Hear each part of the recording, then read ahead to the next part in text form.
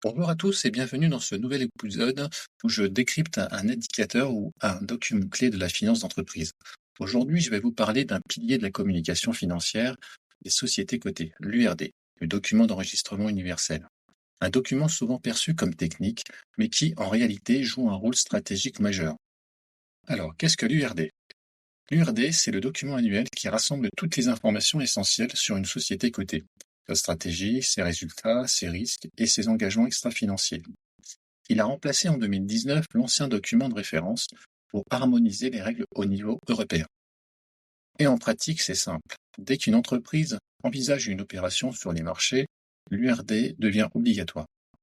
Même sans opération financière, il reste un outil de transparence et un vrai marqueur de crédibilité. Un exemple pour mieux comprendre. Prenons une entreprise qui prépare une levée de fonds. Son URD va permettre aux investisseurs d'avoir une vision complète. Performance passée, perspective, risques identifiés, politique, RSE. Bref, c'est grâce à ce document qu'ils peuvent décider ou non d'investir. On voit bien que l'URD n'est pas qu'une formalité. Il influence directement la capacité de l'entreprise à se financer. Comment il est construit? La préparation de l'URD est un vrai travail d'équipe. La société mère doit collecter et consolider toutes les informations de ses filiales, qui chacune fournissent une attestation engageante. Les responsables URD au niveau groupe valident ensuite l'ensemble du document avant certification par les commissaires aux comptes.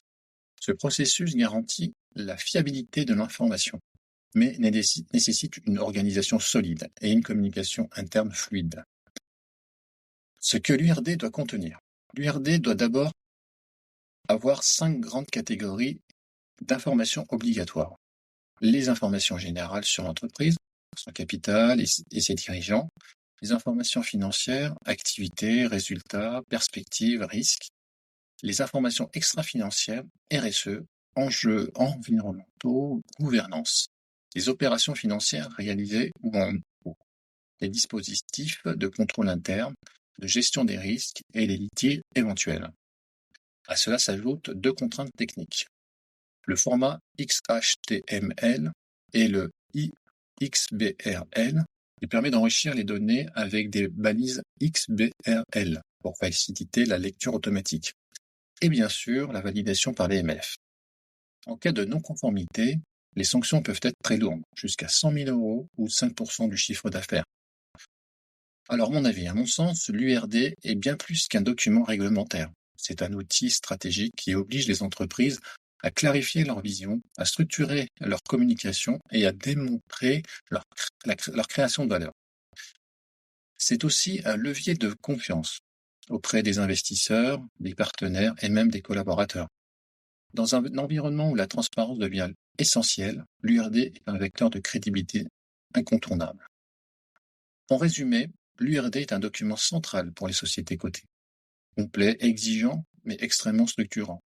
Il joue un rôle clé dans la relation entre l'entreprise et le marché. Merci d'avoir écouté cet épisode. Si vous l'avez trouvé utile, abonnez-vous, laissez une note et partagez-le autour de vous. Je vous retrouve très bientôt pour un nouvel épisode où je continuerai à décrypter les indicateurs financiers essentiels pour piloter l'entreprise. À bientôt.